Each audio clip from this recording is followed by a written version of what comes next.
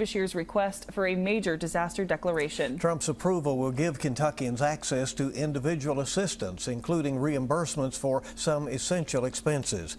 WKYT's Samantha Valentino explains what this declaration means for flood survivors.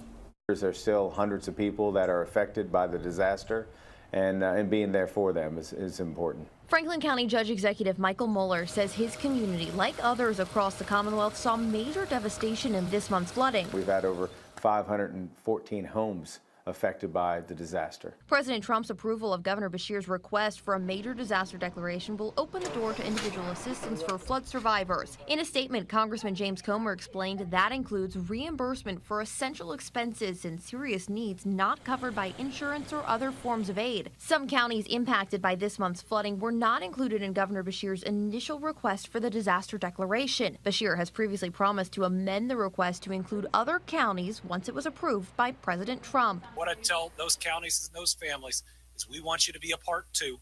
We're just following the process in the past that has given us the best chance for success. But we hear you and we see you, and we're going to do everything we can to fight to make sure that you're included as well. This request for federal assistance is the second Governor Beshear has had to make so far this year. He called FEMA's response to the February floods some of the best he's seen.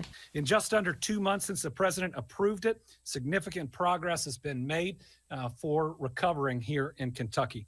Beshear says that includes 16 counties being approved for individual assistance and 68 for public assistance. In Frankfort, Samantha Valentino, WKYT. And in a statement this afternoon, Congressman Comer said he and other members of Kentucky's federal delegation wrote a letter to President Trump last week expressing their support for Governor Beshear's request for the declaration.